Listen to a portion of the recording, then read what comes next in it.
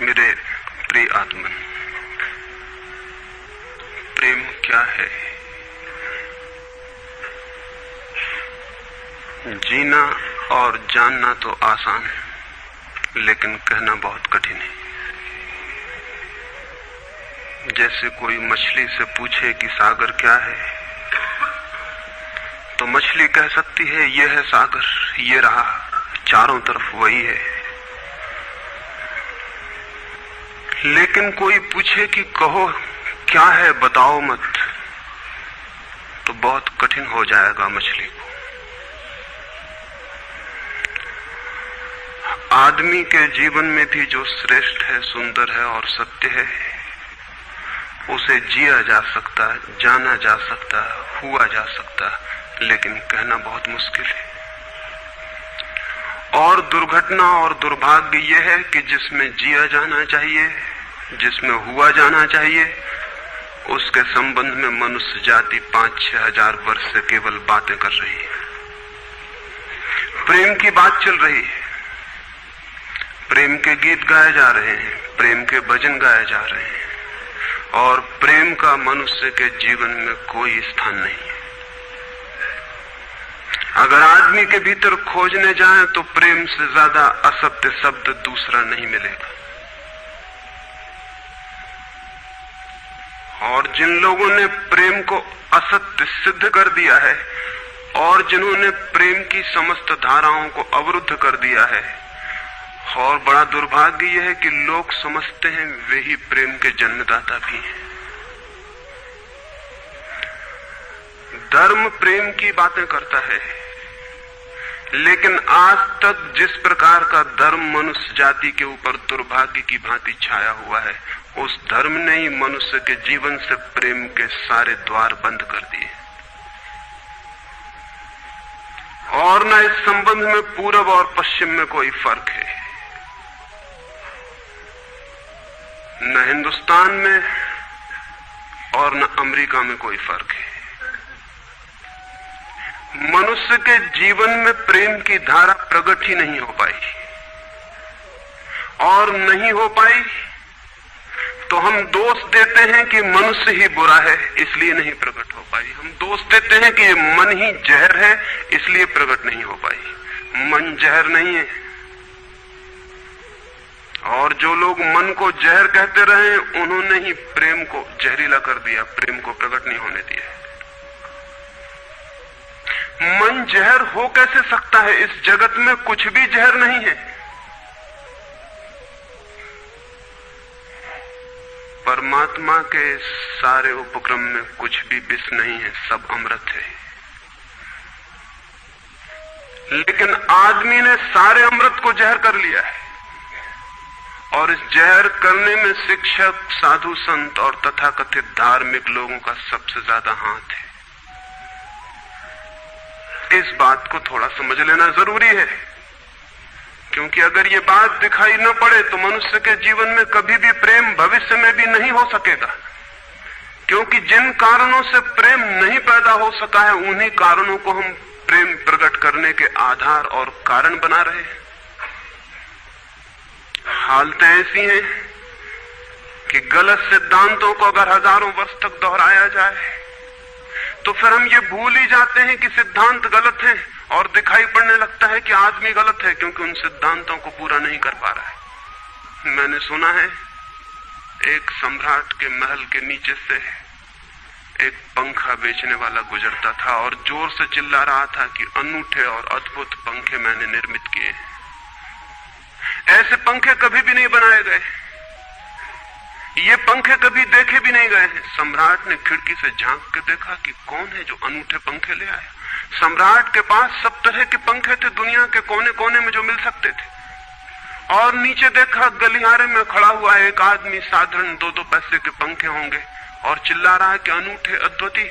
उस आदमी को ऊपर बुलाया और पूछा कि इन पंखों में क्या खूबी है, दाम क्या है इन पंखों के? उस पंखे वाले ने कहा कि महाराज, दाम ज्यादा नहीं है, पंखे को देखते हुए दाम बहुत कम है, सिर्फ 100 रुपए का पंखा है। सम्राट ने कहा 100 रुपए? ये 2 पैसे का पंखा जो बाजार में जगह जगह मिलता है, 100 रुपए दाम, क्या है इसकी खूबी? उस आदमी ने कहा खूबी ये पंखा 100 वर्ष चलता है, 100 वर्ष के लिए गारंटी है, 100 वर्ष से कम में खराब नहीं होता है। सम्राट ने कहा इसको देख के तो ऐसा लगता है कि सप्ताह भी चल जाए, पूरा तो मुश्किल है। धोखा देने की कोशिश कर रहे हो, सरासर बेईमानी, और वो भी सम्राट के सामने।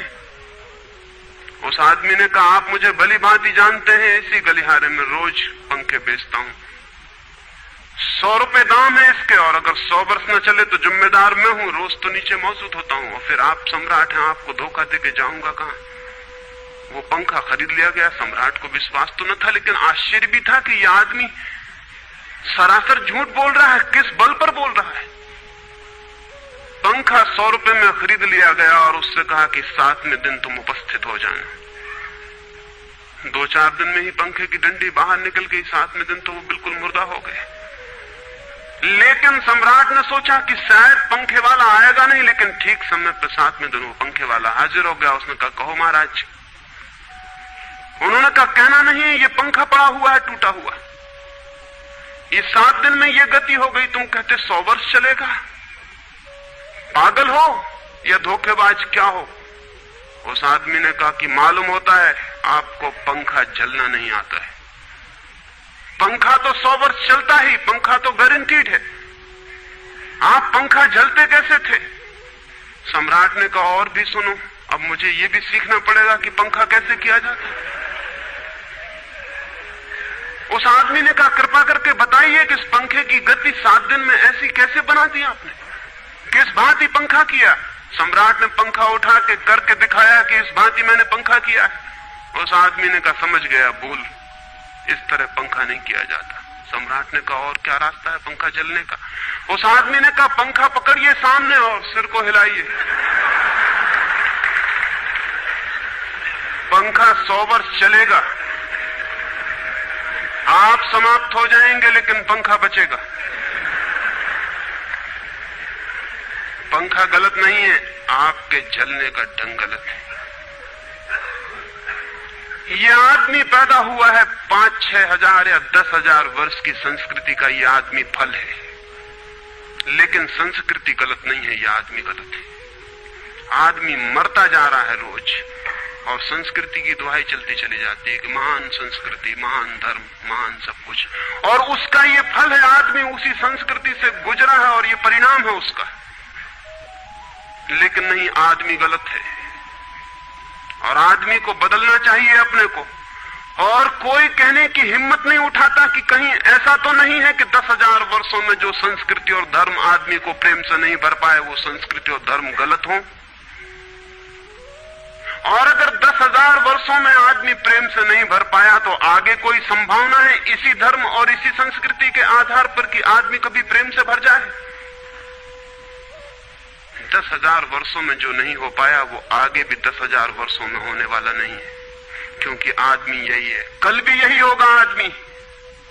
आदमी हमेशा से यही है और हमेशा यही होगा। और संस्कृति और धर्म जिनके हम नारे दिए चले जाते हैं, संतों और महात्माओं की जिनकी दुहाइयां दिए चले जाते हैं, सोचने के लिए हम तैयार नहीं कि कहीं हमारा बुनियादी चिंतन की दिशा ही तो गलत नहीं है। मैं कहना चाहता हूं कि वो गलत है, और गलत सबूत है ये आदमी। और क्या सबूत होता है? एक बीज को हम बोएं और फल जहरीले और कड़वे हों, तो क्या सब सिद्ध होता है? सिद्ध होता है कि वो बीज जहरीला और कड़वा रहा होगा। हालांकि बीज में पता लगाना मुश्किल है कि उससे जो फल पैदा होंगे वो कड़वे पैदा होंगे। बीज में कुछ खोजबीन नहीं की जा सकती। बीज को तोड़ो फोड़ो, कोई पता नहीं चल सकता कि इससे जो फल पैदा होंगे वो कड़वे होंगे। बीज को वो 100 वर्ष लग जाएंगे, वृक्ष होगा, बड़ा होगा, आकाश में फैलेगा, तब फल आएंगे और तब पता चलेगा कि वे कड़वे। 10,000 वर्ष में संस्कृति और धर्म के जो बीज बोए गए हैं, ये आदमी उसका फल है और ये कड़वा है और घृणा से भरा हुआ है।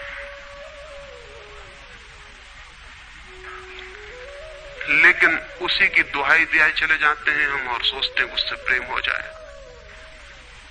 मैं आपसे कहना चाहता हूं उससे प्रेम नहीं हो सकता है, क्योंकि प्रेम के पैदा होने की जो बुनियादी संभावना है, धर्मों ने उसकी ही हत्या कर दी है और उसमें ही जहर घोल दिया है। मनुष्य से भी ज्यादा प्रेम पशुओं और पक्षियों में और पौधों में दिखाई पड़ता है, जिनके पास न कोई संस्कृति है न कोई धर्म है। संस्कृत और सुसंस्कृत और सभ्य मनुष्यों की बजाय असभ्य और जंगल के आदमी में ज्यादा प्रेम दिखाई पड़ता है, जिसके पास न कोई विकसित धर्म है, न कोई सभ्यता है, न कोई संस्कृति है। जितना आदमी सभ्य, सुसंस्कृत और तथाकथित धर्मों के प्रभाव में मंदिरों और चर्चों में प्रार्थना करने लगता, उतना ही प्रेम से शून्य क्यों होता चला जाता? जरूर कुछ कारण है, और दो कारणों पर मैं विचार करना चाहता हूं। अगर वे ख्याल में आ जाएं, तो प्रेम के अवरुद्ध स्रोत टूट सकते हैं और प्रेम की गंगा बह सकती है। वो हर आदमी के भीतर है, उसे कहीं से लाना नहीं है। प्रेम कोई ऐसी बात नहीं है कि कहीं खोजने जाना है उसे, वो है, वो प्राणों की प्यास है हर एक के भीतर, वो प्राणों की सुगंध है प्रत्येक के भीतर, लेकिन चारों तरफ से परकोटा है उसके और वो प्रकट नहीं हो पाती। सब तरफ पत्थर की दीवार है और वो झरने नहीं फूट पाते। तो प्रेम की खोज और प्रेम की साधना कोई पॉजिटिव, कोई विधायक खोज और साधना नहीं है कि हम जाएं और कहीं प्रेम सीख लें। एक मूर्तिकार एक पत्थर को तोड़ रहा था, कोई देखने गया था कि मूर्ति कैसे बनाई जाती है। उसने देखा कि मूर्ति तो बिल्कुल नहीं बनाई जा रही, सिर्फ छेनी और हथौड़े से पत्थर तोड़ा जा रहा है।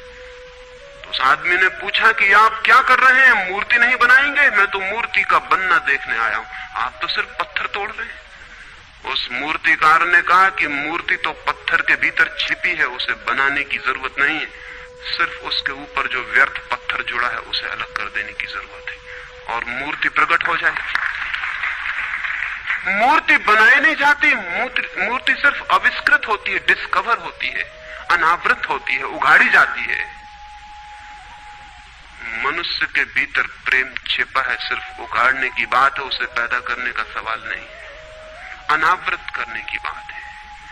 कुछ है जो हमने ऊपर से ओढ़ा हुआ है, जो उसे प्रकट नहीं होने देता। एक चिकित्सक से जाके आप पूछें कि स्वास्थ्य क्या है, और दुनिया का कोई चिकित्सक नहीं बता सकता कि स्वास्थ्य क्या है।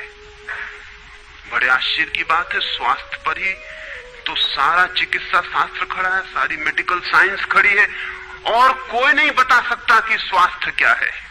लेकिन चिकित्सक से पूछें कि स्वास्थ्य क्या है, तो वो कहेगा बीमारियों के बाबत हम बता सकते हैं कि बीमारियां क्या हैं, उनके लक्षण हमें पता है, एक एक बीमारी का अलग अलग परिभाषा हमें पता है। स्वास्थ्य का हमें कोई भी पता नहीं है। इतना हम कह सकते हैं कि जब कोई बीमारी नहीं होती तो जो होता है वो स्वास्थ्य है।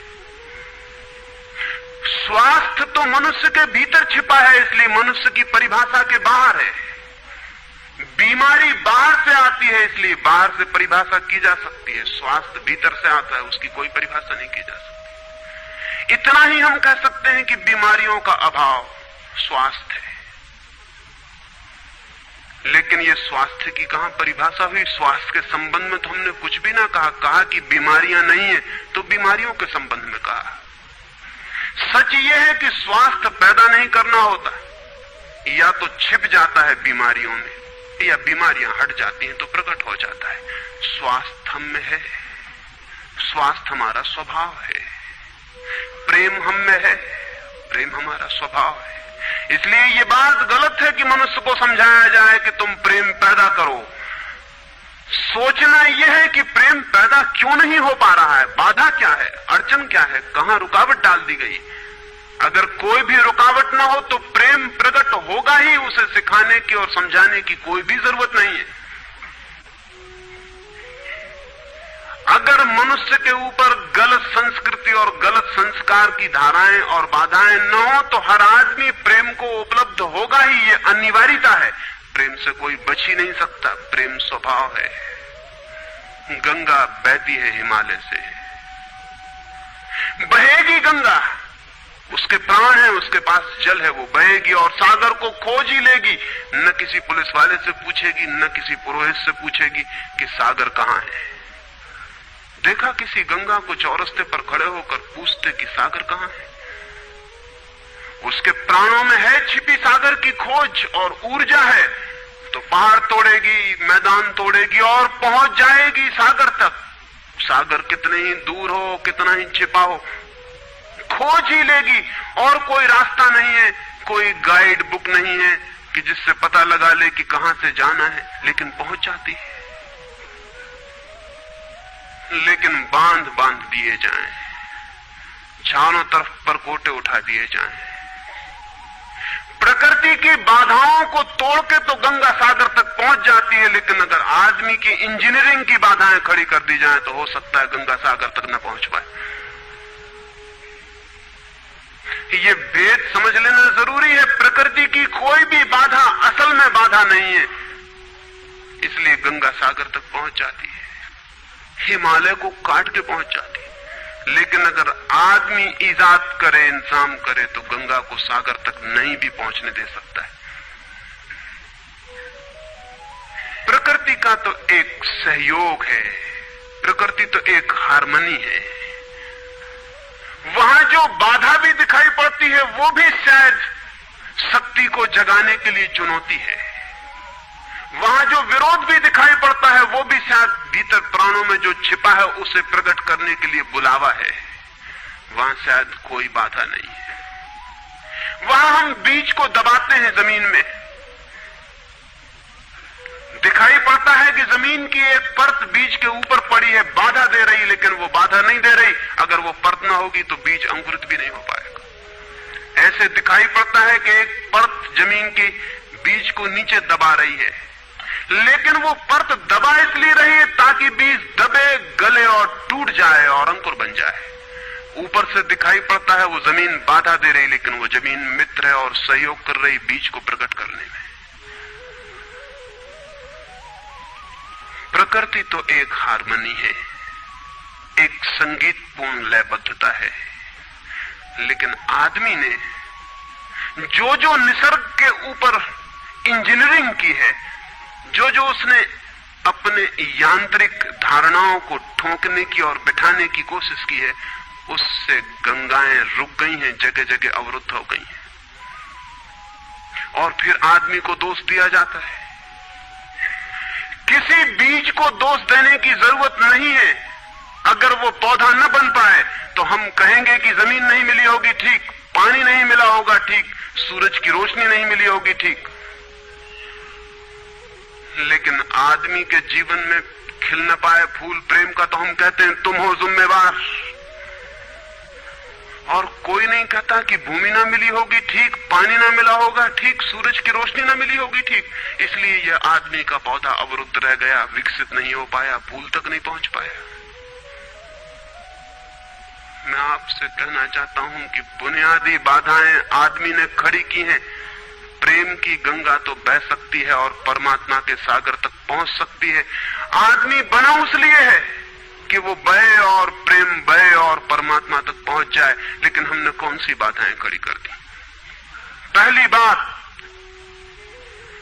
आज तक मनुष्य की सारी संस्कृतियों ने सेक्स का, काम का, वासना का विरोध किया है। इस विरोध ने मनुष्य के भीतर प्रेम के जन्म की संभावना तोड़ दी, नष्ट कर दी। इस निषेध ने, क्योंकि सच्चाई यह है कि प्रेम की सारी यात्रा का प्राथमिक बिंदु काम है, सेक्स है। प्रेम की यात्रा का जन्म गंगोत्री, जहां से गंगा पैदा होगी प्रेम की, वो सेक्स है, वो काम है। और उसके सब दुश्मन है, सारी संस्कृतियां और सारे धर्म और सारे गुरु और सारे महात्मा। तो गंगोत्री पर ही चोट कर दी, वहीं रोक दिया। पाप है काम, अधम है काम, जहर है काम। और हमने सोचा भी नहीं कि काम की ऊर्जा ही, सेक्स एनर्जी ही अंततः प्रेम में परिवर्तित होती और रूपांतरित होती। प्रेम का जो विकास है वो काम की शक्ति का ही ट्रांसफॉर्मेशन है, वो उसी का रूपांतरण है। एक कोयला पड़ा हो और आपको ख्याल भी नहीं आएगा कि कोयला ही रूपांतरित होकर हीरा बन जाता है। हीरे और कोयले में बुनियादी रूप से कोई भी फर्क नहीं है। हीरे में भी वही तत्व हैं जो कोयले में है, और कोयला हजारों वर्ष की प्रक्रिया से गुजर के हीरा बन जाता है। लेकिन कोयले की कोई कीमत नहीं है। उसे कोई घर में रखता भी है तो ऐसी जगह जहां दिखाई न पड़े, और हीरे को लोग छातियों पर लटका के घूमते कि वो दिखाई पड़े। और हीरा और कोयला एक ही है, लेकिन कोई दिखाई नहीं पड़ता कि इन दोनों के बीच अंतर संबंध है, एक यात्रा है। कोयले की शक्ति ही हीरा बनती है, और अगर आप कोयले के दुश्मन हो गए, जो कि हो जाना बिल्कुल आसान है क्योंकि कोयले में कुछ भी नहीं दिखाई पड़ता, तो हीरे के पैदा होने की संभावना भी समाप्त हो गई, क्योंकि कोयला ही हीरा बन सकता था। सेक्स की शक्ति ही, काम की शक्ति ही प्रेम बनती है, लेकिन उसके विरोध में सारे दुश्मन हैं उसके, अच्छे आदमी उसके दुश्मन हैं। और उसके विरोध ने प्रेम के अंकुर भी नहीं फूटने दिए, और जमीन से प्रथम से पहली सीढ़ी से नष्ट कर दिया भवन को। फिर वो हीरा नहीं बन पाता कोयला, क्योंकि उसके बनने के लिए जो स्वीकृति चाहिए, जो उसका विकास चाहिए, जो उसको रूपांतरित करने की प्रक्रिया चाहिए, उसका सवाल ही नहीं उठता। जिसके हम दुश्मन हो गए, जिसके हम शत्रु हो गए, जिससे हमारी द्वंद्व की स्थिति बन गई और जिससे हम निरंतर लड़ने लगे, अपनी ही शक्ति से आदमी को लड़ा दिया गया है, सेक्स की शक्ति से आदमी को लड़ा दिया गया है। और शिक्षाएं दी जाती हैं कि द्वंद्व छोड़ना चाहिए, कॉन्फ्लिक्ट छोड़नी चाहिए, लड़ना नहीं चाहिए। और सारी शिक्षाएं बुनियाद में सिखा रही हैं कि लड़ो, मन जहर है तो मन से लड़ो, जहर से तो लड़ना पड़ेगा। सेक्स पाप है तो उससे लड़ो। और ऊपर से कहा जा रहा है कि द्वंद्व छोड़ो। जिन शिक्षाओं के आधार पर मनुष्य द्वंद्व से भर रहा है, वही शिक्षाएं दूसरी तरफ कह रही हैं कि द्वंद्व छोड़ो। एक तरफ आदमी को पागल बनाओ और दूसरी तरफ पागल खाने खोलो कि उनका इलाज करना है। एक तरफ कीटाणु फैलाओ बीमारियों के, और फिर अस्पताल खोलो कि बीमारियों का इलाज यहां किया जाता है। एक बात समझ लेनी जरूरी है संबंध में, मनुष्य कभी भी काम से मुक्त नहीं हो सकेगा। काम उसके जीवन का प्राथमिक बिंदु है, उसी से जन्म होता है। परमात्मा ने काम की शक्ति को ही, सेक्स को ही सृष्टि का मूल बिंदु स्वीकार किया है। और परमात्मा जिसे पाप नहीं समझ रहा, महात्मा उसे पाप बता रहे हैं। अगर परमात्मा उसे पाप समझता है तो परमात्मा से बड़ा पापी इस पृथ्वी पर, इस जगत में, इस विश्व में कोई भी नहीं है। फूल खिला हुआ दिखाई पड़ रहा है। कभी सोचा है कि फूल का खिल जाना भी सेक्सुअल एक्ट है? फूल का खिल जाना भी काम की एक घटना है, वासना की एक घटना है। फूल में है क्या उसके खिल जाने में? उसके खिल जाने में कुछ भी नहीं है। वे बिंदु हैं, पराग के, वीरी के कण हैं, जिन्हें तितलियां उड़ा के दूसरे फूलों पे ले जाएंगी और नया जन्म देंगी। एक मोर नाच रहा है और कवि गीत गा रहे हैं, और संत भी देख के प्रसन्न होंगे, लेकिन उन्हें ख्याल नहीं कि नृत्य एक सेक्सुअल एक्ट है। मोर पुकार रहा है अपनी प्रेयसी को या अपने प्रेमी को, वो नृत्य किसी को रिझाने के लिए। पपीहा गीत गा रहा है, कोयल बोल रही है। एक आदमी जवान हो गया है, एक युवती सुंदर होकर विकसित हो गई है। वो सब की सब सेक्सुअल एनर्जी की अभिव्यक्तियां हैं। वो सब का सब काम का ही रूपांतरण है। वो सब का सब काम की ही अभिव्यक्ति, काम की ही अभिव्यंजना है। सारा जीवन, सारी अभिव्यक्ति, सारी फ्लावरिंग काम की है। और उस काम के खिलाफ संस्कृति और धर्म आदमी के मन में जहर डाल रहे हैं, उससे लड़ाने की कोशिश कर रहे हैं। मौलिक शक्ति से मनुष्य को उलझा दिया है लड़ने के लिए, इसलिए मनुष्य दीनहीन, प्रेम से रिक्त और थोथा और नाकुछ हो गया है। काम से लड़ना नहीं है, काम के साथ मैत्री स्थापित करनी है और काम की धारा को और ऊंचाइयों तक ले जाना है। किसी ऋषि ने किसी वधू को 9 वर और वधू को आशीर्वाद देते हुए कहा था कि तेरे 10 पुत्र पैदा हों और अंततः तेरा पति तेरा 11वां पुत्र हो जाए।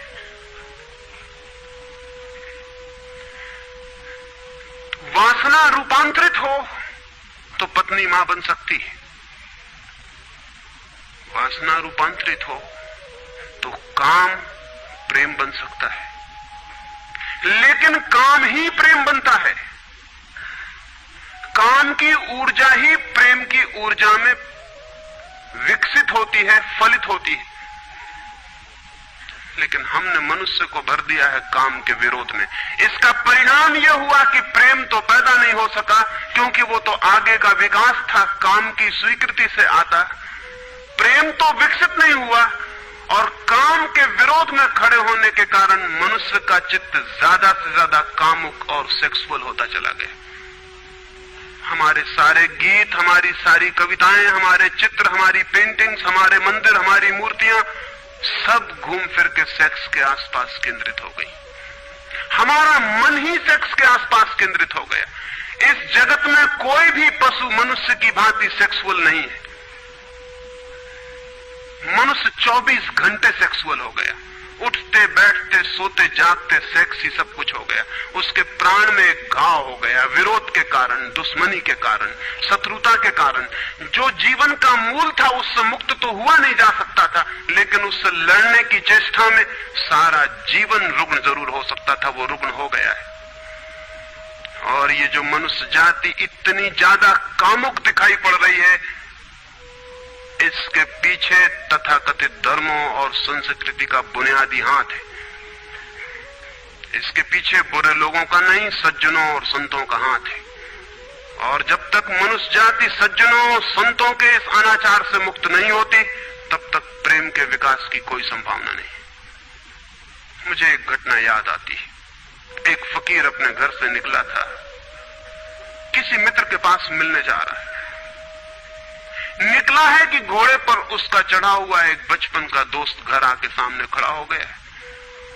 उसने कहा कि दोस्त तुम घर पे रुको, वर्षों से प्रतीक्षा करता था कि तुम आओगे तो बैठेंगे और बात करेंगे, और दुर्भाग्य कि मुझे किसी मित्र से मिलने जाना है। मैं वचन दे चुका हूं तो मैं वहां जाऊंगा, घंटे भर में जल्दी से जल्दी लौट आऊंगा, तब तक तुम विश्राम करो। उसके मित्र ने कहा कि मुझे तो चैन नहीं है, अच्छा होगा कि मैं तुम्हारे साथ ही चला चलूं। लेकिन उसने कहा कि मेरे कपड़े सब गंदे हो गए धूल से रास्ते की, अगर तुम्हारे पास कुछ अच्छा कपड़ा हो तो मुझे दे दो, तो मैं डाल लूं और साथ हो जाऊं। निश्चित था उस फकीर के पास किसी सम्राट ने उसे एक बहुमूल्य कोट, एक पगड़ी और धोती भेंट की थी। उसने संभाल के रखी थी, कभी जरूरत पड़ेगी तो पहनूंगा। वो जरूरत नहीं आई थी, निकाल के ले आया। खुशी में मित्र ने जब पहन ली तब उसे थोड़ी ईर्ष्या पैदा हुई। मित्र ने पहन के तो मित्र सम्राट मालूम होने लगा। बहुमूल्य कोट था, पगड़ी थी, धोती थी, शानदार जूते थे, और उसके सामने वो फकीर बिल्कुल ही नौकर चाकर दीनहीन दिखाई पड़ने लगा। उसने सोचा है तो बड़ा मुश्किल हुआ है, तो बड़ा गलत हुआ। जिनके घर में ले जाऊंगा ध्यान इस पर जाएगा, मुझ पर किसी का भी ध्यान जाएगा नहीं। अपने ही कपड़े, और आज अपने ही कपड़ों के कारण मैं दीनहीन हो जाऊंगा। लेकिन बार बार मन को समझाया कि मैं फकीर हूं, आत्मा परमात्मा की बात करने वाला, क्या रखा है कोट में पगड़ी में, छोड़ो, पहने रहने तो कितना फर्क पड़ता है। लेकिन जितना समझाने की कोशिश की कि कोट पगड़ी में क्या रखा है, कोट पगड़ी ही उसके मन में घूमने लगी। मित्र दूसरी बात करने लगा, लेकिन वो भीतर तो, ऊपर तो कुछ और दूसरी बातें कर रहा है, लेकिन वहां उसका मन नहीं है, भीतर उसे बस कोट और पगड़ी। रास्ते पर जो भी आदमी देखता है उसको कोई भी नहीं देखता, मित्र की तरफ सबकी आंखें जाती हैं। वो बड़ा मुश्किल में पड़ गया कि तो आज अपनी भूल कर ली, अपने हाथ से भूल कर ली। जिनके घर जाना था वहां पहुंचा, जाके परिचय दिया कि मेरे मित्र हैं, जमाल, बचपन के दोस्त हैं, बहुत प्यारे आदमी हैं। और फिर अचानक अनजाने मुंह से निकल गया कि रह गए कपड़े सो कपड़े मेरे हैं। क्योंकि मित्र भी जिनके घर गए थे वो भी उसके कपड़ों को देख रहे थे, और भीतर उसके चल रहा था कोट पगड़ी, मेरी कोट पगड़ी, और उन्हीं की वजह से मैं परेशान हो रहा हूं। निकल गया मुंह से कि रह गए कपड़े मेरे। मित्र भी हैरान हुआ, घर के लोग भी हैरान हुए कि क्या पागलपन की बात है। ख्याल उसको भी आया बोल जाने के बाद, तब पछताया कि तो भूल हो गई। पछताया तो और दबाया अपने मन को, बाहर निकल के क्षमा मांगने लगा कि क्षमा कर दो, बड़ी गलती हो गई। मित्र ने कहा मैं तो हैरान हुआ कि तुमसे निकल कैसे गया। उसने कहा कि कुछ नहीं, सिर्फ जबान की चूक हो गई। हालांकि जबान की चूक कभी भी नहीं होती है, भीतर कुछ चलता होता है तो कभी कभी बेमौके जबान से निकल जाता है, चूक कभी नहीं होती। माफ कर दो, भूल हो गई। कैसे ये ख्याल आ गया कुछ समझ में नहीं आता, हालांकि पूरी तरह समझ में आ रहा था कि ख्याल कैसे आया है। दूसरे मित्र के घर गए। अब वो तय करता रहा रास्ते में कि अब चाहे कुछ भी हो जाए, ये नहीं कहना है कि कपड़े मेरे हैं, पक्का कर लेना है अपने मन को। घर के द्वार पर उसने जाके बिल्कुल दृढ़ संकल्प कर लिया कि ये बात नहीं उठानी कि कपड़े मेरे हैं। लेकिन उस पागल को पता नहीं कि जितना वो दृढ़ संकल्प कर रहा है इस बात का, वो दृढ़ संकल्प बता रहा है इस बात को कि उतने ही जोर से उसके भीतर ये भावना घर कर रही कि कपड़े मेरे। आखिर दृढ़ संकल्प किया क्यों जाता है? एक आदमी कहता है कि मैं ब्रह्मचर्य का दृढ़ व्रत लेता हूं, उसका मतलब है उसके भीतर कामुकता दृढ़ता से धक्के मार रही, नहीं तो और कारण क्या है? एक आदमी कहता है कि मैं कसम खाता हूं कि आज से कम खाना खाऊंगा, उसका मतलब यह है कि कसम खानी पड़ रही, ज्यादा खाने का मन है उसका। और तब अनिवार्य रूप में द्वंद्व पैदा होता है। जिससे हम लड़ना चाहते हैं वही हमारी कमजोरी है, और तब द्वंद्व पैदा हो जाना स्वाभाविक है। वो लड़ता हुआ दरवाजे के भीतर गया, संभल संभल के बोला कि मेरे मित्र हैं, लेकिन जब वो बोल रहा है तब उसको कोई नहीं देख रहा, उसके मित्र को उस घर के लोग देख रहे हैं। तब फिर उसे ख्याल आया कि मेरा कोट, मेरी पगड़ी। उसने कहा कि दृढ़ता से कसम खाई है, इसकी बात नहीं उठानी। मेरा क्या है कपड़ा लत्ता? कपड़े लत्ते किसी के होते हैं, ये तो सब संसार है, ये तो सब माया है। लेकिन ये सब समझा रहा है, लेकिन असलियत तो बाहर से भीतर, भीतर से बाहर हो रही। समझाया कि मेरे मित्र हैं, बचपन के दोस्त हैं, बहुत प्यारे आदमी हैं, रह गए कपड़े, कपड़े उन्हीं के हैं, मेरे नहीं है। पर घर के लोगों को ख्याल आया कि कपड़े उन्हीं के हैं, मेरे नहीं है। आज तक ऐसा परिचय कभी देखा नहीं गया था। बाहर निकल के क्षमा मांगने लगा कि बड़ी भूल हुई जा रही, मैं क्या करूं क्या ना करूं, ये क्या हो गया है मुझे। आज तक मेरी जिंदगी में कपड़ों ने इस तरह से मुझे नहीं पकड़ा था, किसी को नहीं पकड़ा। लेकिन अगर तरकीब उपयोग में करें तो कपड़े पकड़ ले सकते हैं। मित्र ने कहा मैं जाता नहीं तुम्हारे साथ, पर वो हाथ जोड़ने लगा कि नहीं ऐसा मत करो, जीवन भर के लिए दुख रह जाएगा कि मैंने क्या दुर्व्यवहार किया। अब मैं कसम खा के कहता हूं कि कपड़ों की बात ही नहीं उठानी। मैं बिल्कुल भगवान की कसम खाता हूं कि कपड़ों की बात नहीं उठानी। और कसम खाने वालों से हमेशा सावधान रहना जरूरी है, क्योंकि जो भी कसम खाता है उसके भीतर उस कसम से भी मजबूत कोई बैठा है जिसके खिलाफ वो कसम खा रहा है। और वो जो भीतर बैठा है वो ज्यादा भीतर है, कसम ऊपर है और बाहर है। कसम चेतन मन से खाई गई है और जो भीतर बैठा है वो अचेतन की परतों तक समाया हुआ है। अगर मन के 10 हिस्से कर दें तो कसम एक हिस्से ने खाई है, 9 हिस्से उल्टा भीतर खड़ा हुआ है। ब्रह्मचर्य की कसम एक हिस्सा खा रहा है मन का, और 9 हिस्सा परमात्मा की दुहाई दे रहा है। वो जो परमात्मा ने बनाया वो उसके लिए कहा चला जा रहा है, कहे चला जा रहा है। गए तीसरे मित्र के घर। अब उसने बिल्कुल ही अपनी सांसों तक पे संयम कर रखा है। संयमी आदमी बड़े खतरनाक होते हैं, क्योंकि उनके भीतर ज्वालामुखी उबल रहा है और ऊपर से वो संयम साधे हुए हैं। और इस बात को स्मरण रखना कि जिस चीज को साधना पड़ता है, साधने में इतना श्रम लग जाता है कि साधना पूरे वक्त हो नहीं सकती, फिर शिथिल होना पड़ेगा, विश्राम करना पड़ेगा। अगर मैं जोर से मुट्ठी बांध लूं तो कितनी देर बांधे रख सकता हूं? 24 घंटे। जितने जोर से बांधूंगा उतने ही जल्दी थक जाऊंगा और मुट्ठी खुल जाएगी। जिस चीज में भी श्रम करना पड़ता है, जितना ज्यादा श्रम करना पड़ता है उतने जल्दी थकान आ जाती, शक्ति खत्म हो जाती और उल्टा होना शुरू हो जाता। मुट्ठी बांधी जितने जोर से उतने ही जल्दी मुट्ठी खुल जाएगी। मुट्ठी खुली रखी जा सकती है 24 घंटे, लेकिन बांध के नहीं रखी जा सकती है। जिस काम में श्रम पड़ता है उस काम को आप जीवन नहीं बना सकते, कभी सहज नहीं हो सकता वो काम। श्रम पड़ेगा, फिर विश्राम का वक्त आएगा ही। इसलिए जितना सदा हुआ संत होता है उतना ही खतरनाक आदमी होता है, क्योंकि उसका विश्राम का वक्त आएगा। 24 घंटे में घंटे भर को उसे शिथिल होना पड़ेगा, उसी बीच दुनिया भर के पाप उसके भीतर खड़े हो जाएंगे, नरक सामने आ जाएगा। तो उसने बिल्कुल ही अपने को सांस सांस रोक लिया और कहा कि अब कसम खाता हूं कि इन कपड़ों की बात ही नहीं उठानी। लेकिन आप सोच लें उसकी हालत, अगर आप थोड़े बहुत भी धार्मिक आदमी होंगे तो आपको अपने अनुभव से भी पता चल सकता है कि उसकी क्या हालत हुई होगी। अगर आपने कसम खाई हो, व्रत लिए हो, संकल्प साधे हो, तो आपको भली भांति पता होगा कि भीतर क्या हालत हो जाती है। भीतर गया, उसके माथे से पसीना चू रहा है, इतना श्रम पड़ रहा है। मित्र डरा हुआ है उसके पसीने को देखकर कि वो उसकी सब नसें खिंची हुई हैं। वो बोल रहा है एक एक शब्द कि मेरे मित्र हैं, बड़े पुराने दोस्त हैं, बहुत अच्छे आदमी हैं। और एक क्षण को वो रुका, जैसे भीतर से कोई जोर का धक्का आया हो और सब बह गया, बाढ़ आ गई और सब बह गया। और उसने कह दिया, रह गए कपड़े की बात, तो मैंने कसम खा ली है कि कपड़े की बात ही नहीं करनी।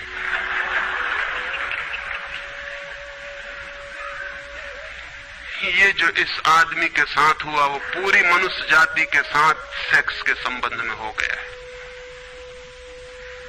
सेक्स को ऑब्सेशन बना दिया, सेक्स को रोग बना दिया, घाव बना दिया और सब विषाक्त कर दिया, सब विषाक्त कर दिया। छोटे छोटे बच्चों को समझाया जा रहा कि सेक्स पाप है, लड़कियों को समझाया जा रहा, लड़कों को समझाया जा रहा कि सेक्स पाप है। फिर ये लड़की जवान होगी, ये लड़का जवान होगा, इनकी शादियां होंगी और सेक्स की दुनिया शुरू होगी और इन दोनों के भीतर ये भाव है कि ये पाप है। और फिर कहा जाएगा स्त्री को कि पति को परमात्मा मान। जो पाप में ले जा रहा उसको परमात्मा कैसे माना जा सकता है? ये कैसे संभव है कि जो पाप में घसीट रहा है वो परमात्मा हो? और उस लड़के को कहा जाएगा, उस युवक को कहा जाएगा कि तेरी पत्नी है, तेरी साथनी है, तेरी संगी है। लेकिन जो नरक में ले जा रही, शास्त्रों में लिखा कि स्त्री नरक का द्वार है। ये नरक का द्वार, संगी और साथनी, ये मेरा आधा अंग, ये नरक की तरफ जाता हुआ आधा अंग मेरा, ये इसके साथ कौन सा सामंजस्य बन सकता है? सारे दुनिया का दाम्पत्य जीवन नष्ट किया है इस शिक्षा ने। और जब दंपति का जीवन नष्ट हो जाए तो प्रेम की कोई संभावना नहीं रही। क्योंकि जब पति और पत्नी प्रेम न कर सके एक दूसरे को, जो कि अत्यंत सहज और नैसर्गिक प्रेम है, तो फिर कौन और किसको प्रेम कर सकेगा? इस प्रेम को बढ़ाया जा सकता है कि पत्नी और पति का प्रेम इतना विकसित हो, इतना उदात्त हो, इतना ऊंचा बने कि धीरे धीरे बांध तोड़ दे और दूसरों तक फैल जाए। ये हो सकता है, लेकिन इसको समाप्त ही कर दिया जाए, तोड़ ही दिया जाए, विषाक्त कर दिया जाए तो फैलेगा क्या, बढ़ेगा क्या? रामानुज एक गांव में ठहरे थे और एक आदमी ने आके कहा कि मुझे परमात्मा को पाना है। तो उन्होंने कहा कि तूने कभी किसी को प्रेम किया है? उस आदमी ने कहा, इस झंझट में मैं कभी पड़ा ही नहीं, प्रेम वगैरह की झंझट मैंने की, मुझे तो परमात्मा को खोजना है। रामानुज ने कहा, तूने कभी झंझट ही नहीं की प्रेम की? उसने कहा, मैं बिल्कुल सच कहता हूं आपसे। और बेचारा ठीक ही कह रहा था, क्योंकि धर्म की दुनिया में प्रेम एक डिस्क्वालिफिकेशन, एक अयोग्यता है।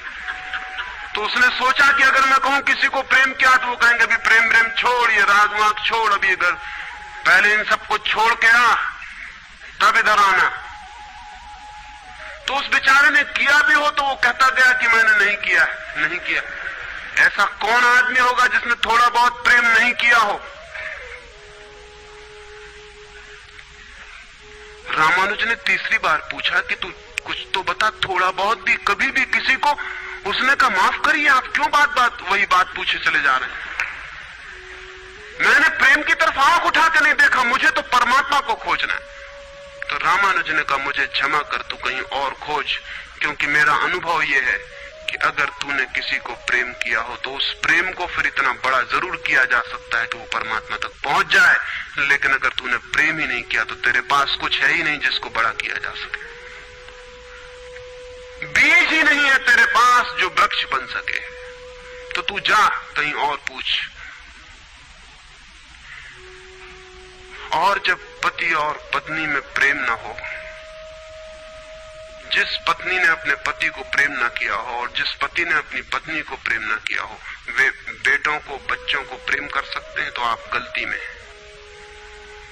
पत्नी उसी मात्रा में बेटे को प्रेम करेगी जिस मात्रा में उसने अपने पति को प्रेम किया है, क्योंकि ये बेटा पति का ही फल है, उसका ही प्रतिफलन है, उसका ही रिफ्लेक्शन है। ये इस बेटे के प्रति जो प्रेम होने वाला है वो उतना ही होगा जितना उसने पति को चाहा और प्रेम किया हो। ये पति की ही मूर्ति है जो फिर नई होकर वापस लौट आई है। अगर पति के प्रति प्रेम नहीं है तो बेटे के प्रति प्रेम सच्चा कभी भी नहीं हो सकता। और अगर बेटे को प्रेम नहीं किया गया, पालना पोसना और बड़ा कर देना प्रेम नहीं है, तो बेटा मां को कैसे प्रेम कर सकता है, बाप को कैसे प्रेम कर सकता है? वो जो यूनिट है जीवन का परिवार, वो विषाक्त हो गया है सेक्स को दूषित कहने से, कंडेम करने से, निंदित करने से, और परिवार ही फैलकर पूरा जगत है, पूरा विश्व है। और फिर हम कहते हैं कि प्रेम बिल्कुल दिखाई नहीं पड़ता। प्रेम कैसे दिखाई पड़ेगा? हालांकि हर आदमी कहता है कि मैं प्रेम करता हूं, मां कहती है, पत्नी कहती है, बाप कहता है, भाई कहता है, बहन कहती है, मित्र कहते हैं कि हम प्रेम करते हैं। सारी दुनिया में हर आदमी कहता है कि हम प्रेम करते हैं, और दुनिया में इकट्ठा देखो तो प्रेम कहीं दिखाई ही नहीं पड़ता। इतने लोग अगर प्रेम करते हैं तो दुनिया में तो प्रेम की वर्षा हो जानी चाहिए थी, प्रेम के फूल ही फूल खिल जाने चाहिए थे, प्रेम के दिए ही दिए जल जाते, घर घर प्रेम का दिया होता तो दुनिया में इकट्ठी इतनी रोशनी होती प्रेम की। लेकिन वहां तो घृणा की रोशनी दिखाई पड़ती है, क्रोध की रोशनी दिखाई पड़ती है, युद्धों की रोशनी दिखाई पड़ती, प्रेम का तो कोई पता नहीं चलता। झूठी है ये बात, और ये झूठ जब तक हम मानते चले जाएंगे तब तक सत्य की दिशा में खोज भी नहीं हो सकती। कोई किसी को प्रेम नहीं कर रहा है, और जब तक काम के निसर्ग को परिपूर्ण आत्मा से स्वीकृति नहीं मिलती तब तक कोई किसी को प्रेम कर भी नहीं सकता है। मैं आपसे कहना चाहता हूं कि काम दिव्य है, डिवाइन है। सेक्स की शक्ति परमात्मा की शक्ति है, ईश्वर की शक्ति है। इसीलिए तो उससे ऊर्जा पैदा होती है और नया जीवन विकसित होता है। वही तो सबसे रहस्यपूर्ण शक्ति है, वही तो सबसे ज्यादा मिस्टीरियस फोर्स है। उससे दुश्मनी छोड़ दें। अगर आप चाहते हैं कि कभी आपके जीवन में प्रेम की वर्षा हो जाए, उससे दुश्मनी छोड़ दें, उसे आनंद से स्वीकार करें, उसकी पवित्रता को स्वीकार करें, उसकी धन्यता को स्वीकार करें, और खोजें उसमें और गहरे, तो आप हैरान हो जाएंगे। जितनी पवित्रता से काम की स्वीकृति होगी उतना ही काम पवित्र होता चला जाता है, और जितनी अपवित्रता और पाप की दृष्टि से काम से विरोध होगा, काम उतना ही पापपूर्ण और कुरूप होता चला जाता है। जब कोई अपनी पत्नी के पास ऐसे जाए जैसे कोई मंदिर के पास जाता है, जब कोई पत्नी अपने पति के पास ऐसे जाए जैसे सच में कोई परमात्मा के पास जाता है, क्योंकि जब दो प्रेमी काम से निकट आते हैं, जब वे संभोग से गुजरते हैं, तब सच में ही वे परमात्मा के मंदिर के निकट से गुजर रहे हैं। वहीं परमात्मा काम कर रहा है उनकी उस निकटता में, वहीं परमात्मा की सृजन शक्ति काम कर रही है। और मेरी अपनी दृष्टि यह है कि मनुष्य को समाधि का, ध्यान का जो पहला अनुभव मिला हो कभी भी मनुष्य के इतिहास में, तो वो संभोग के क्षण में मिला है और कभी नहीं। संभोग के क्षण में ही पहली बार ये स्मरण आया है आदमी को कि इतने आनंद की वर्षा हो सकती है। और जिन्होंने सोचा, जिन्होंने मेडिटेट किया, जिन लोगों ने काम के संबंध पर और मैथुन पर चिंतन किया और ध्यान किया, उन्हें यह दिखाई पड़ा कि काम के क्षण में, मैथुन के क्षण में, संभोग के क्षण में मन विचारों से शून्य हो जाता है। एक क्षण को मन के सारे विचार रुक जाते हैं, और वो विचारों का रुक जाना और वो मन का ठहर जाना ही आनंद की वर्षा का कारण होता है। तब उन्हें सीक्रेट मिल गया, राज मिल गया कि अगर मन को विचारों से मुक्त किया जा सके किसी और विधि से भी, तो भी इतना ही आनंद मिल सकता है। और तब समाधि और योग की सारी व्यवस्थाएं विकसित हुई, जिनमें ध्यान और सामायिक और मेडिटेशन और प्रेयर, इनकी सारी व्यवस्थाएं विकसित हुई। इन सब के मूल में संभोग का अनुभव है। और फिर मनुष्य को अनुभव हुआ कि बिना संभोग में जाए भी चित्त शून्य हो सकता है। और जो रस की अनुभूति संभोग में हुई थी, वो बिना संभोग के भी बरस सकती है। फिर संभोग क्षणिक हो सकता है, क्योंकि शक्ति और ऊर्जा का वो निकास और बहाव है, लेकिन ध्यान सतत हो सकता है। तो मैं आपसे कहना चाहता हूं कि एक युगल संभोग के क्षण में जिस आनंद को अनुभव करता है, एक योगी 24 घंटे उस आनंद को अनुभव करने लगता है। लेकिन इन दोनों आनंदों में बुनियादी विरोध नहीं है, और इसलिए जिन्होंने कहा कि विषयानंद और ब्रह्मानंद भाई भाई हैं, उन्होंने जरूर सत्य कहा है। वे सहोदर हैं, एक ही उदर से पैदा हुए हैं, एक ही अनुभव से विकसित हुए, उन्होंने निश्चित ही सत्य कहा है। तो पहला सूत्र आपसे कहना चाहता हूं, अगर चाहते हैं कि पता चले कि प्रेम तत्व क्या है, तो पहला सूत्र है काम की पवित्रता, दिव्यता, उसकी ईश्वरीय अनुभूति की स्वीकृति, उसको परम हृदय से, पूर्ण हृदय से अंगीकार। और आप हैरान हो जाएंगे, जितने परिपूर्ण हृदय से काम की स्वीकृति होगी, उतने ही आप काम से मुक्त होते चले जाएंगे। जितना अस्वीकार होता है, उतने ही हम बंधते हैं, जैसा वो फकीर कपड़ों से बंध गया। जितना स्वीकार होता है, उतने हम मुक्त होते हैं। अगर परिपूर्ण स्वीकार है, टोटल एक्सेप्टेबिलिटी है जीवन का जो निसर्ग है उसकी, तो आप पाएंगे कि वो परिपूर्ण स्वीकृति को मैं आस्तिकता कहता हूं। वही आस्तिकता व्यक्ति को मुक्त करती है। नास्तिक मैं उनको कहता हूं जो जीवन के निसर्ग का अस्वीकार करते हैं, निषेध करते हैं। ये बुरा है, ये पाप है, ये विष है, ये छोड़ो, ये छोड़ो, ये छोड़ो। जो छोड़ने की बातें कर रहे हैं वे ही नास्तिक हैं। जीवन जैसा है उसे स्वीकार करो और जियो उसकी परिपूर्णता में। वही परिपूर्णता रोज रोज सीढ़ियां सीढ़ियां ऊपर उठाती जाती है। वही स्वीकृति मनुष्य को ऊपर ले जाती है। और एक दिन उसके दर्शन होते हैं जिसका काम में पता भी नहीं चलता था। काम अगर कोयला था तो एक दिन हीरा भी प्रकट होता है प्रेम का। तो पहला सूत्र यह है। दूसरा सूत्र आपसे कहना चाहता हूं, और वो दूसरा सूत्र भी संस्कृति ने और आज तक की सभ्यता ने और धर्मों ने हमारे भीतर मजबूत किया है। दूसरा सूत्र भी स्मरणीय है, क्योंकि पहला सूत्र तो काम की ऊर्जा को प्रेम बना देगा, और दूसरा सूत्र द्वार की तरह रोके हुए है उस ऊर्जा को बहने से, वो बह नहीं पाएगी। वो दूसरा सूत्र है मनुष्य का ये भाव कि मैं हूं, ईगो, उसका अहंकार कि मैं हूं। बुरे लोग तो कहते ही हैं कि मैं हूं, अच्छे लोग और जोर से कहते हैं कि मैं हूं, और मुझे स्वर्ग जाना है और मोक्ष जाना है और मुझे ये करना है और मुझे वो करना है। लेकिन वो मैं खड़ा हुआ है वहां भीतर। और जिस आदमी का मैं जितना मजबूत है, उतना ही उस आदमी की सामर्थ्य दूसरे से संयुक्त हो जाने की कम हो जाती है। क्योंकि मैं एक दीवार है, एक घोषणा है कि मैं हूं। मैं की घोषणा कह देती है तुम हो, मैं हूं, दोनों के बीच फासला है। फिर मैं कितना ही प्रेम करूं और आपको अपनी छाती से लगा लूं, लेकिन फिर भी हम दो हैं। छातियां कितनी ही निकट आ जाएं, फिर भी बीच में फासला है। मैं हूं, तुम हो। इसलिए निकटतम अनुभव भी निकट नहीं ला पाते। शरीर पास बैठ जाते हैं, आदमी दूर दूर बने रह जाते हैं। जब तक भीतर मैं बैठा हुआ है, तब तक दूसरे का भाव नष्ट नहीं होता।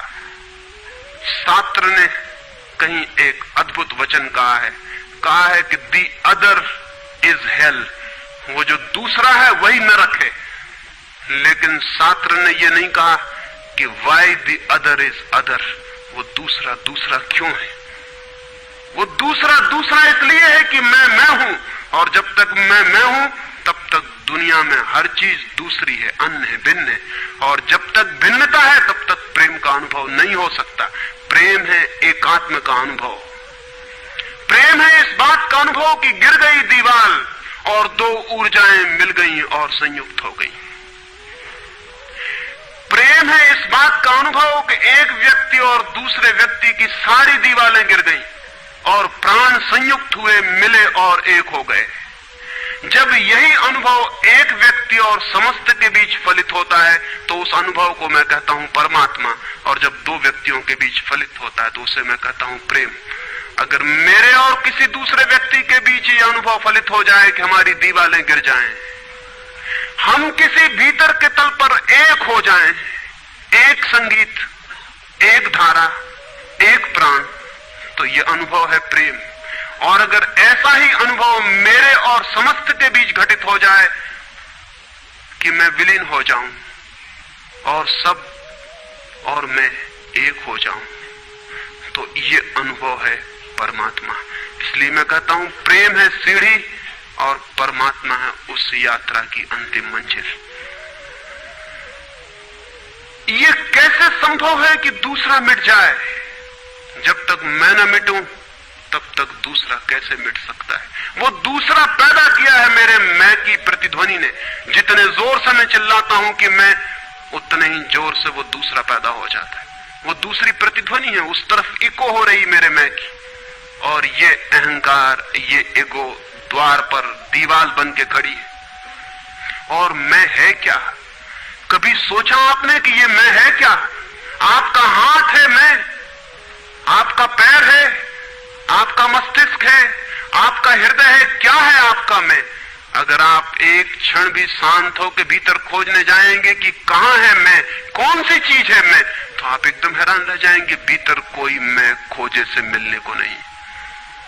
जितना गहरा खोजेंगे उतना ही पाएंगे भीतर एक सन्नाटा और शून्य है। वहां कोई आई नहीं, वहां कोई मैं नहीं, वहां कोई ईगो नहीं। एक भिक्षु नागसेन को एक सम्राट मिलिंद ने निमंत्रण दिया था कि तुम आओ दरबार में।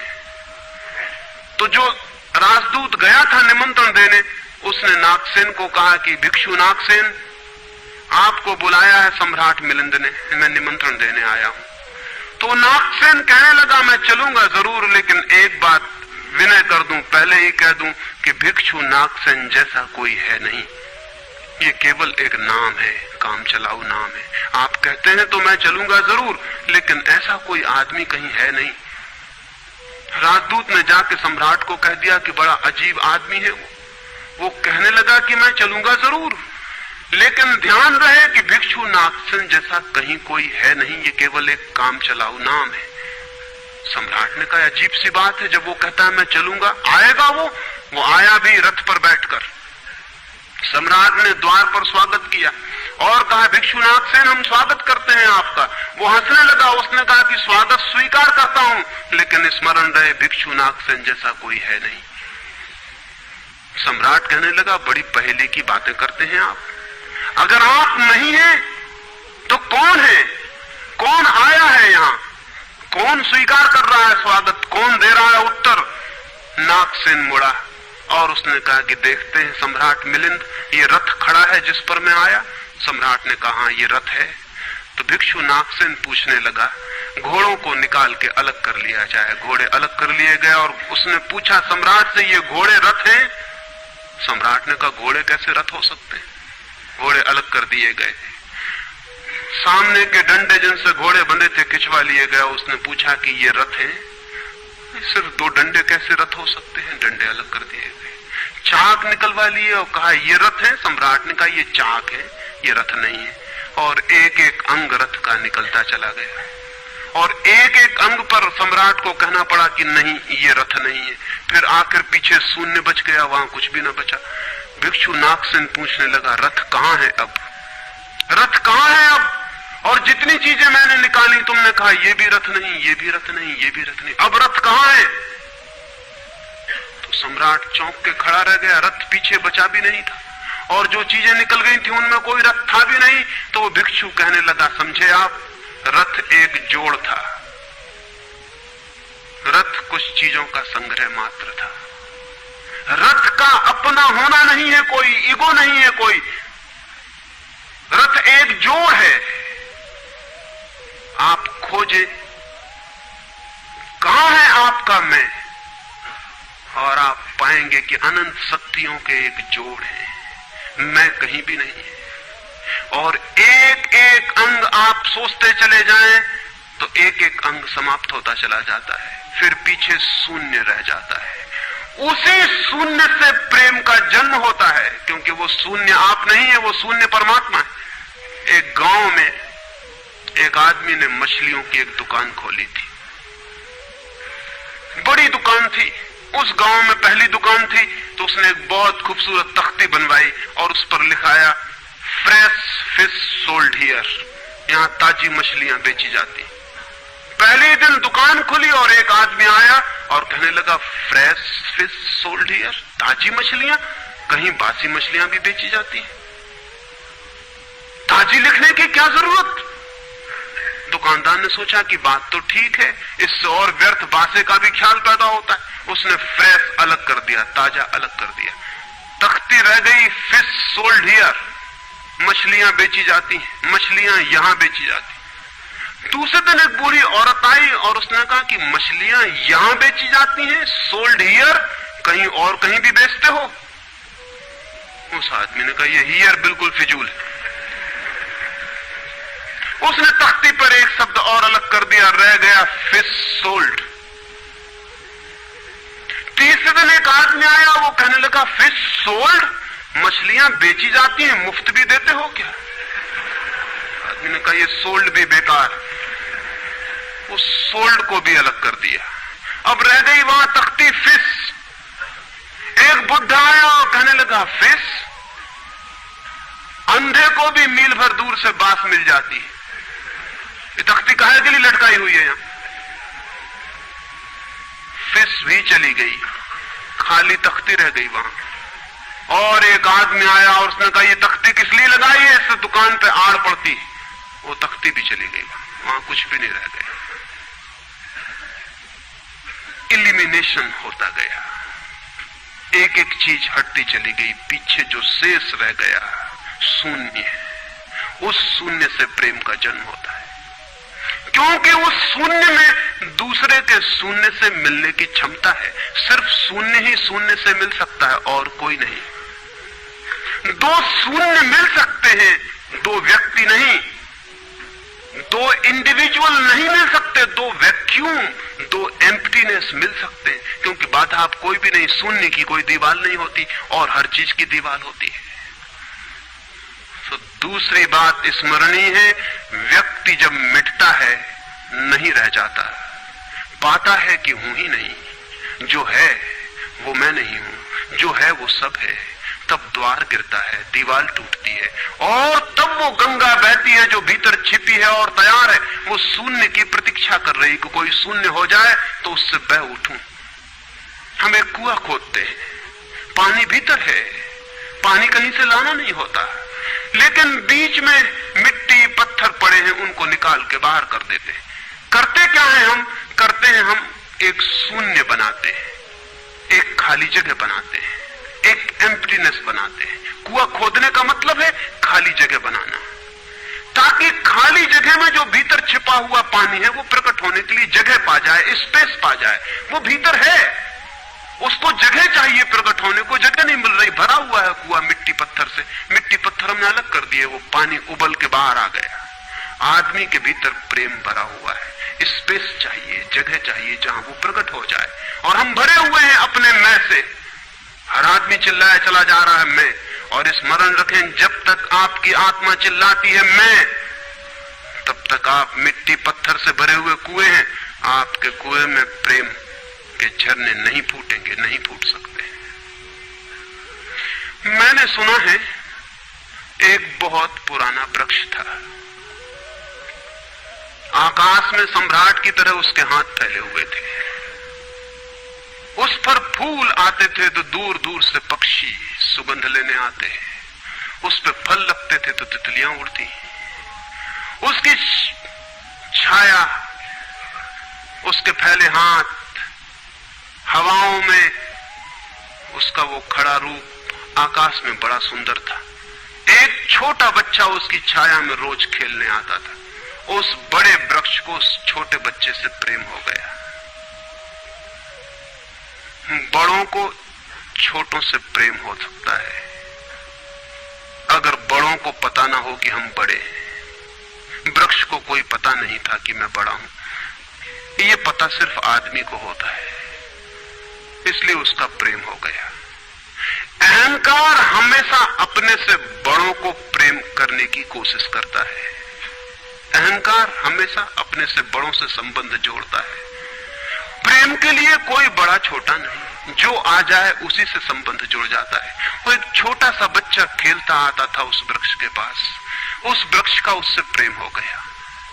लेकिन वृक्ष की शाखाएं ऊपर थी, बच्चा छोटा था, तो वृक्ष अपनी शाखाएं उसके लिए नीचे झुका था ताकि वो फल तोड़ सके, फूल तोड़ सके। प्रेम हमेशा झुकने को राजी है, अहंकार कभी भी झुकने को राजी नहीं।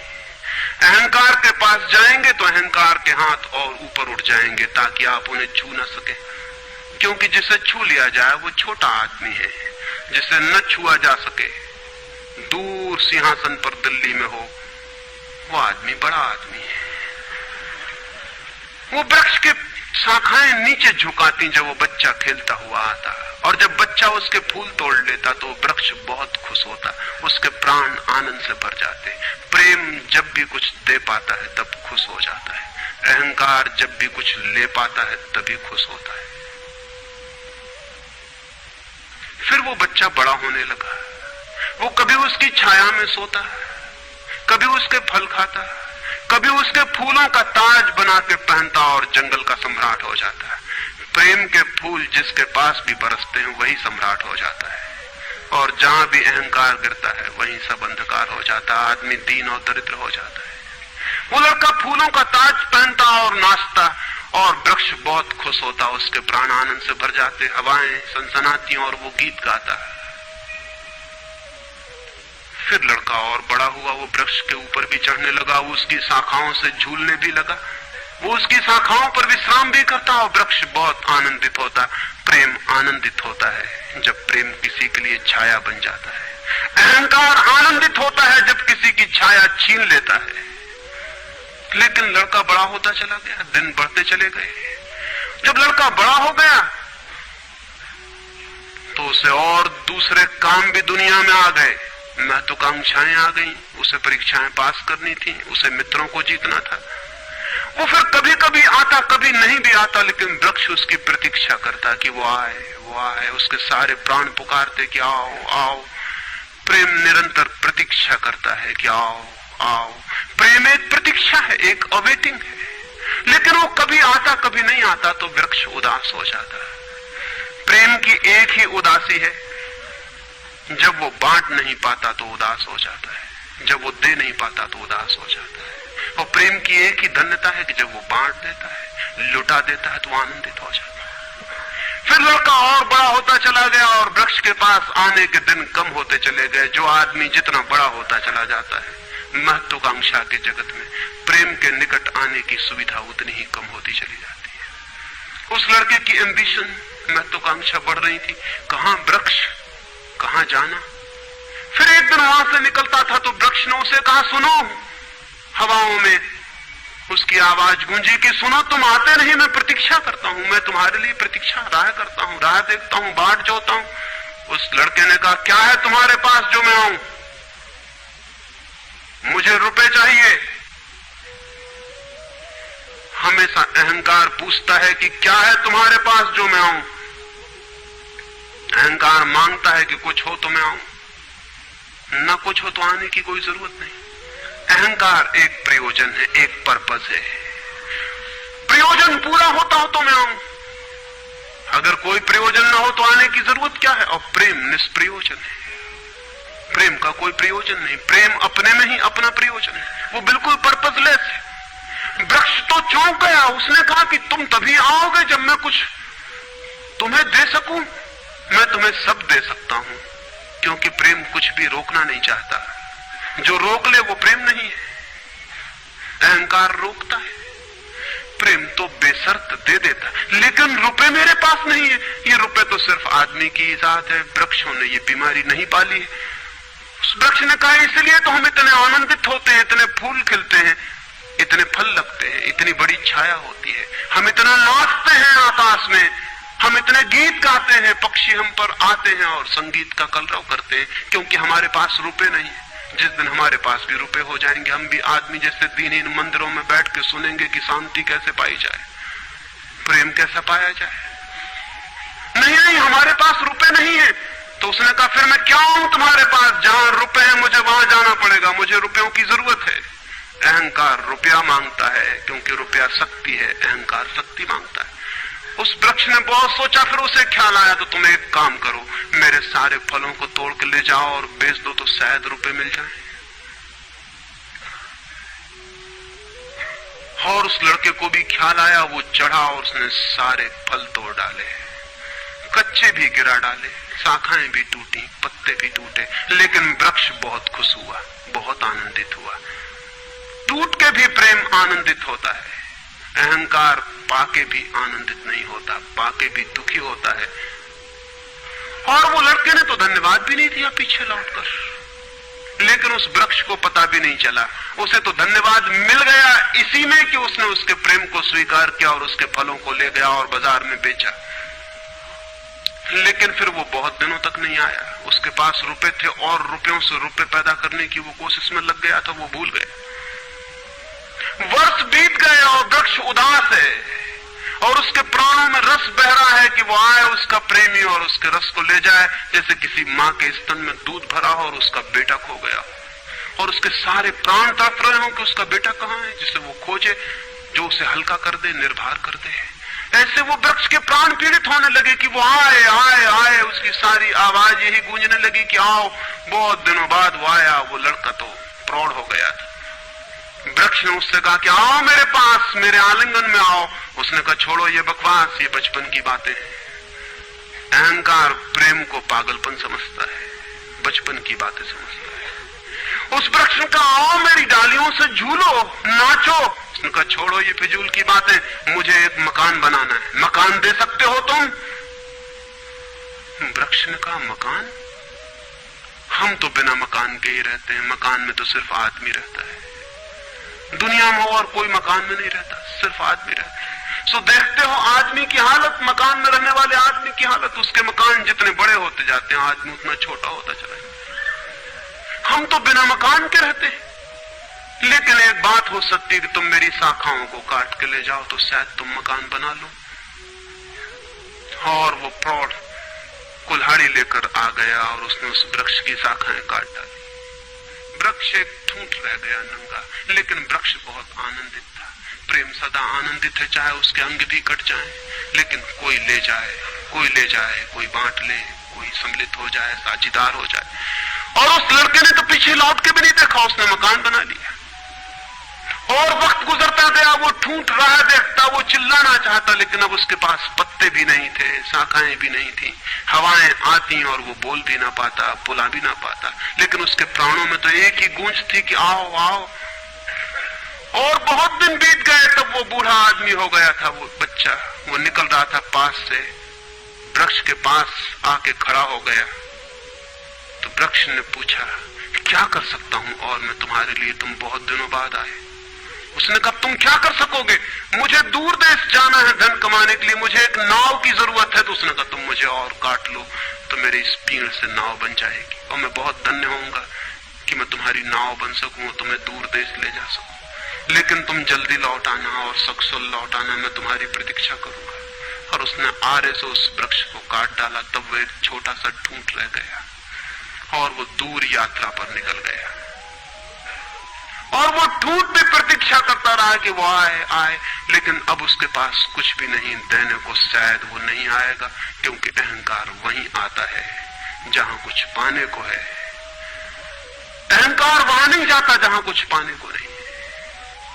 मैं उस ठूंठ के पास एक रात मेहमान हुआ था, तो वो ठूंठ मुझसे बोला कि वो मेरा मित्र अब तक नहीं आया और मुझे बड़ी पीड़ा होती, कहीं नाव डूब ना गई हो, कहीं वो भटक ना गया हो, कहीं किसी दूसरे किनारे पर विदेश में कहीं भूल ना गया हो, कहीं वो डूब ना गया हो, कहीं वो समाप्त ना हो गया हो। एक खबर मुझे भर कोई ला दे, अब मैं मरने के करीब हूं, एक खबर भर आ जाए कि वो सकुशल है, फिर कोई बात नहीं, फिर सब ठीक है। अब तो मेरे पास देने को कुछ भी नहीं है, इसलिए बुलाऊं भी तो शायद वो नहीं आएगा, क्योंकि वो लेने की ही भाषा समझता है। अहंकार लेने की भाषा समझता है, प्रेम देने की भाषा है। इससे ज्यादा और कुछ मैं नहीं कहूंगा। जीवन एक ऐसा वृक्ष बन जाए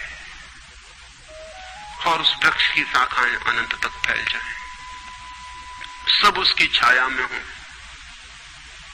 और सब तक उसकी बाह फैल जाए, तो पता चल सकता है कि प्रेम क्या है। प्रेम का कोई शास्त्र नहीं है, न कोई परिभाषा है, न प्रेम का कोई सिद्धांत है। तो मैं बहुत हैरानी में था कि क्या कहूंगा आपसे कि प्रेम क्या है, तो बताना मुश्किल है।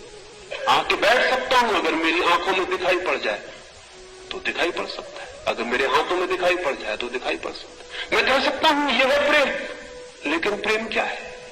अगर मेरी आंख में न दिखाई पड़े, मेरे हाथ में न दिखाई पड़े, तो शब्दों से बिल्कुल भी दिखाई नहीं पड़ सकता है कि प्रेम क्या है। मेरी बातों को इतने प्रेम और शांति से सुना, उससे बहुत बहुत अनुग्रहित हूं और अंत में सबके भीतर बैठे परमात्मा को प्रणाम करता हूं। मेरे प्रणाम स्वीकार।